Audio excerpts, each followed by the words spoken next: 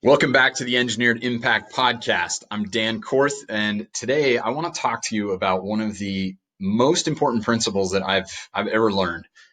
This principle made a fundamental change in my life several years ago, and really changed the trajectory that I was on. And that principle is what you focus on, what you choose to focus on. I've shared before that many years ago, back after I started my career, the Great Recession hit. People were losing money hand over fist.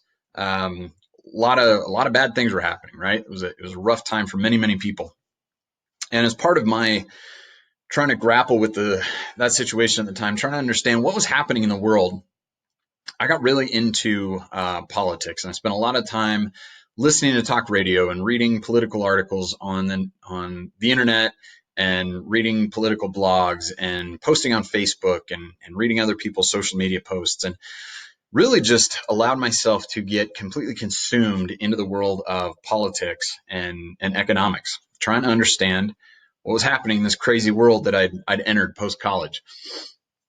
And what I found is that over the course of, this started, I guess, 2008, probably, about the time, there was a presidential election going on. And so I started by following that, right? I wanted to be an informed voter. I was a responsible grown up now. I needed to understand what was going on and make the most informed choice I could. And so that's kind of how it got started. And then it just kind of spiraled from there, right? It went from reading some articles and trying to understand what was going on with the election to really just where I literally was spending all of my free time, it felt like, reading and consuming this stuff. And what happened over the course of, it was about 5 years, between 2008 and 2013 that I was doing this.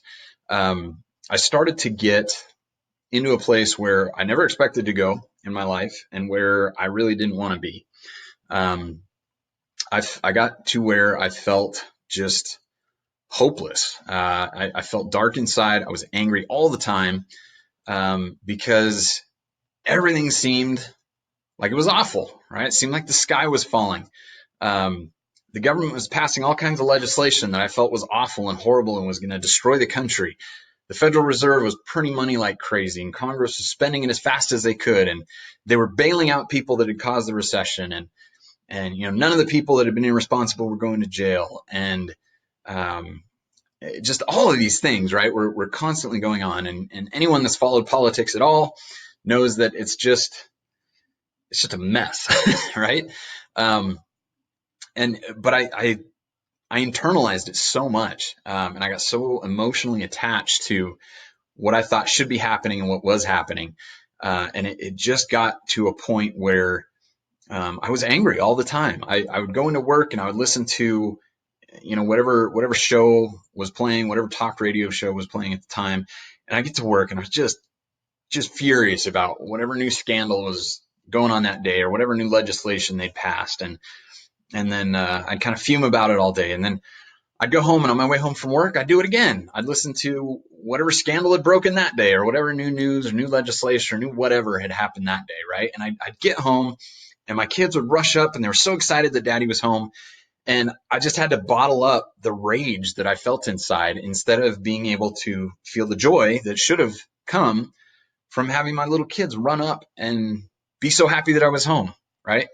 And it just got to the point I couldn't take it anymore. About, I don't know, it was probably mid 2013. I started to realize that something had to change, right? And I'd done this. I'd allowed myself to keep doing this for years after I'd recognized it was becoming a problem. Right? It was cankering my soul. I wasn't happy. I wasn't enjoying life. My kids were growing up. I had an awesome life, right? I had a beautiful family. I had a great career.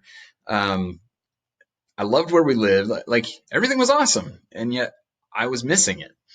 And I was afraid, and I was scared, and I was hopeless, and I felt disempowered all the time, and I hated it. But for several years after I'd recognized, I knew what the problem was that I was consuming all of this garbage all the time. But for years, I kept telling myself, well, I have to do this. I have to understand what's going on so I can protect my family from it. And, if there's anything that I can do, I need to understand what's going on so I can go do it. I got to know who to vote for so they can stop being idiots, right? This is part of my being a responsible citizen, and it's my job to take all this garbage in to shield my family from it however I can, right? And this was the story that I would tell myself.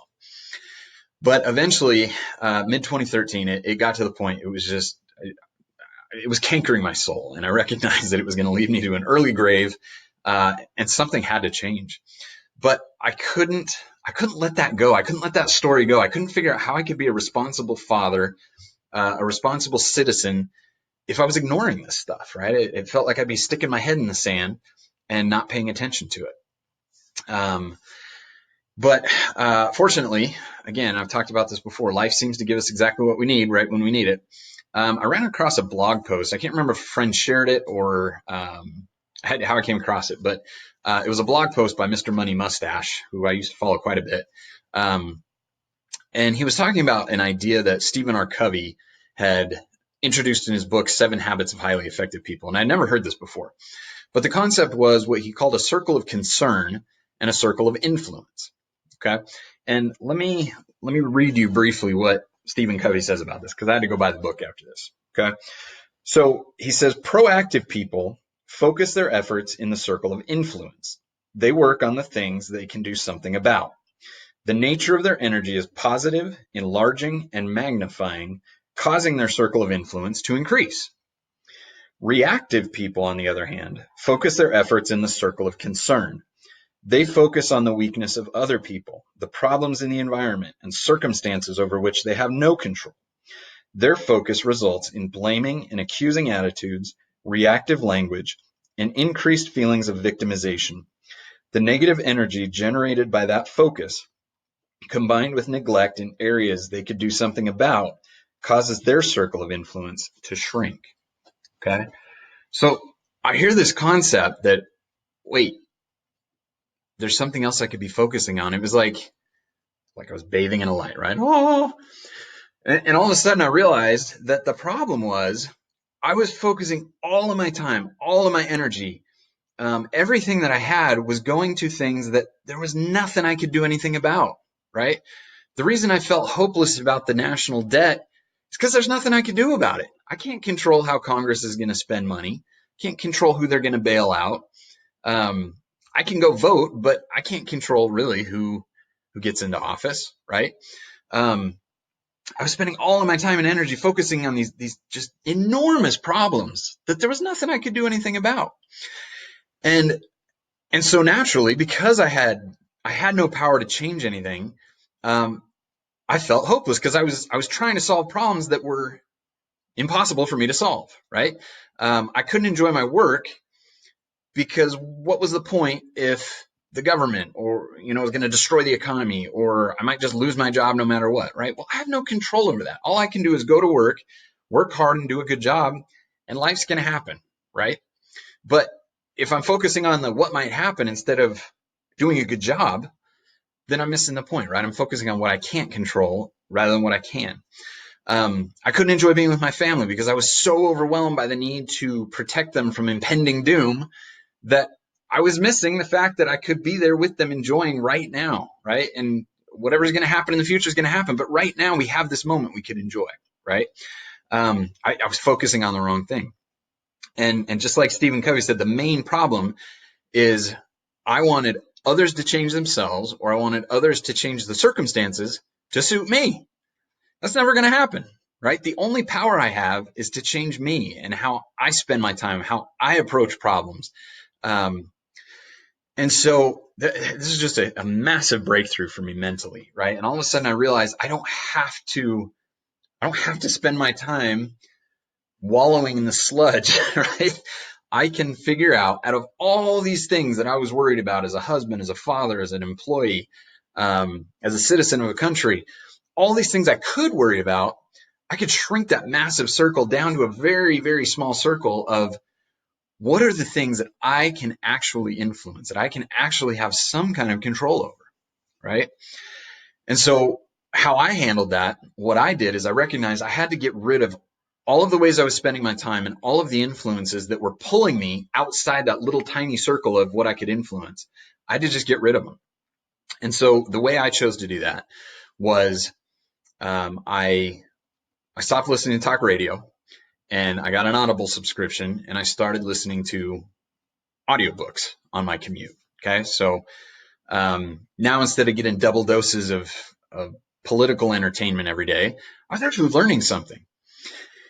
And what was so amazing to me is, I was still interested in economics. I was still interested in politics, and so I got books that had to do with those things.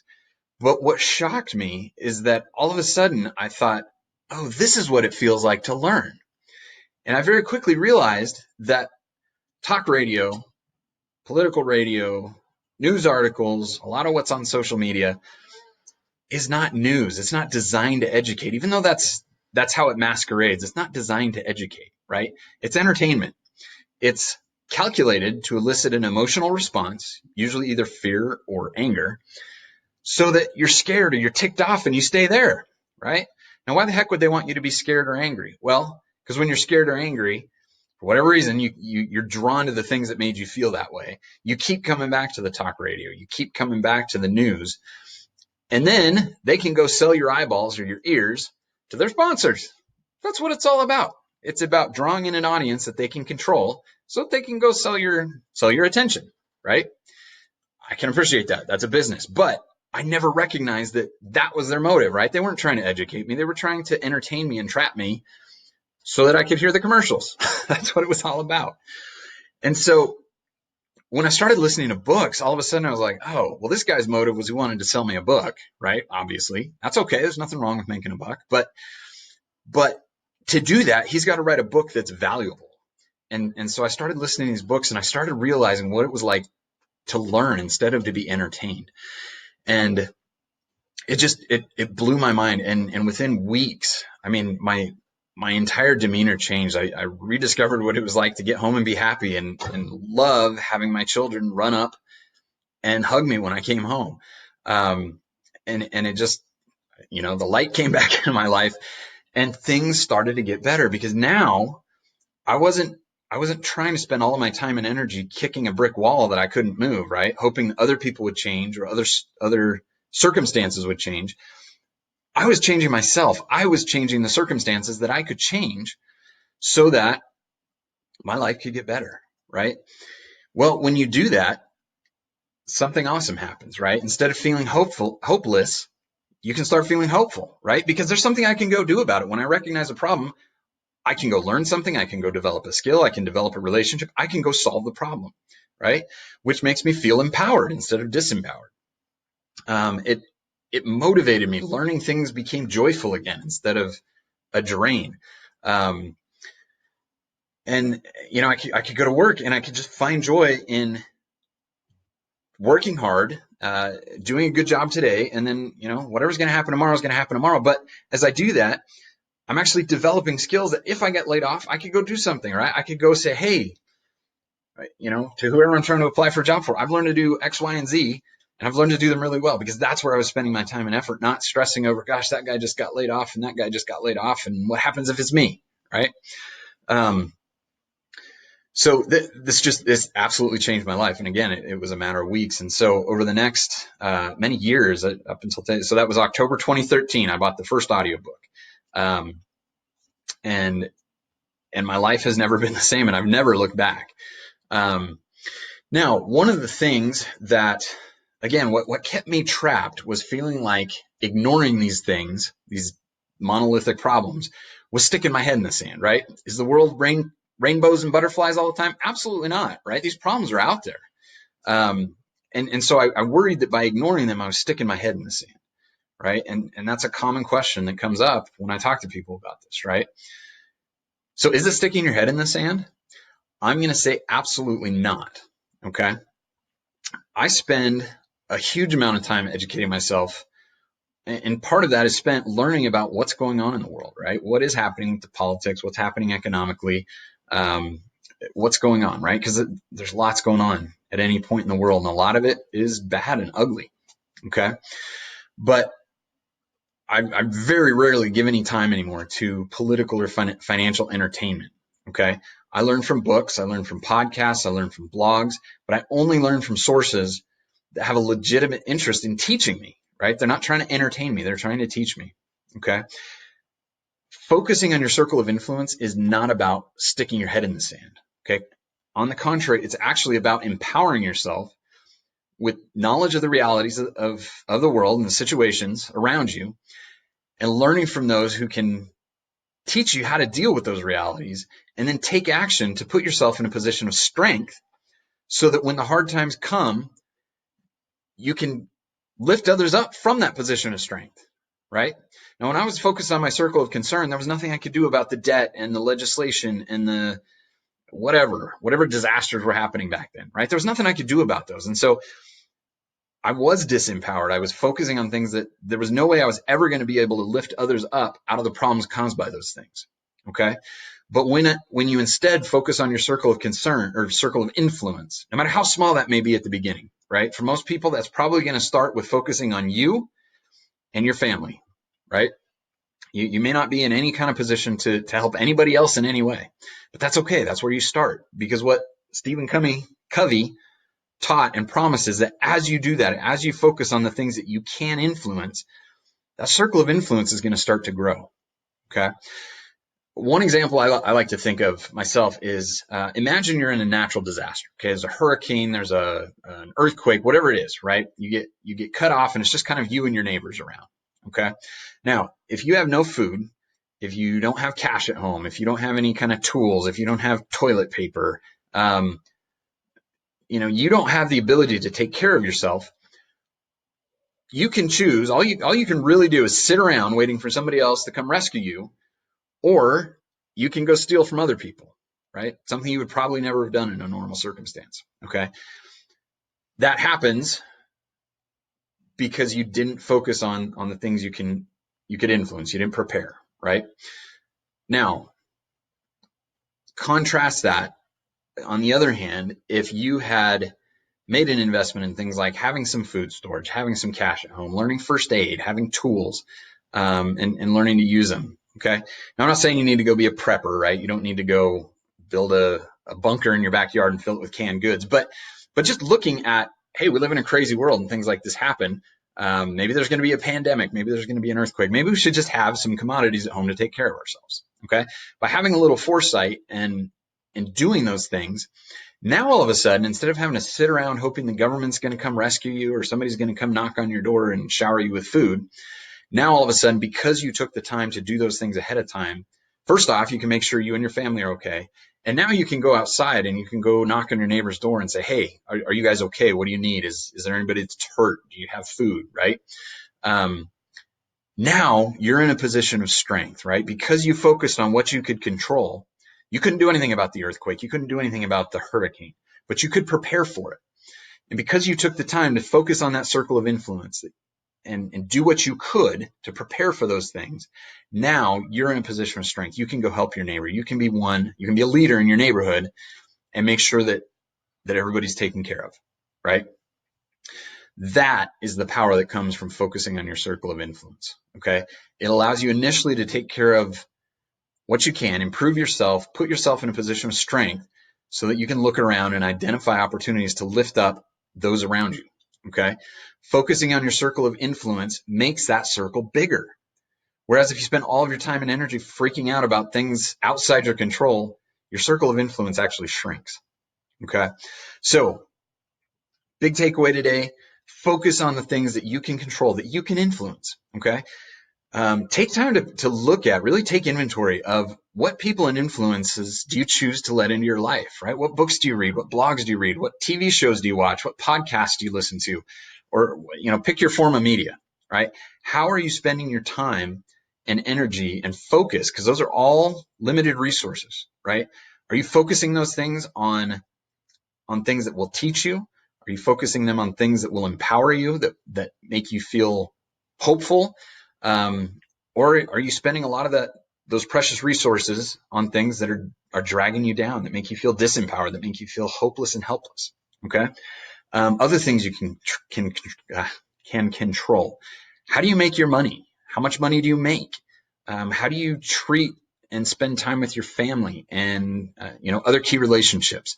How do you approach your relationship with God or a higher power? How do you spend your time? How do you serve those around you? How do you identify opportunities to do good, to have an impact in your community or at your church or your place of employment or your school? Okay. All of these things are things that you can have an influence on. All of these you can take power to go do something about. Okay. I promise, as you do those things, as you focus on what lies firmly within your control, you will find that over time, your influence and your freedom to act expands and it grows. Okay. So my encouragement to you today is turn off the noise, turn off the things that make you feel hopeless and helpless and disempowered, and focus on the things that bring you joy, the things that help you find purpose, that help you find meaning, and put yourself in a position of strength so that when a moment comes where it's needed, whether it's a pandemic or a natural disaster or a political who knows what, right? But prepare yourself so that you are in a position where you've trained yourself to look at what can you do and then to go do it, to take action, right? So that's my challenge for you today. Thanks for listening in, and we'll talk next time.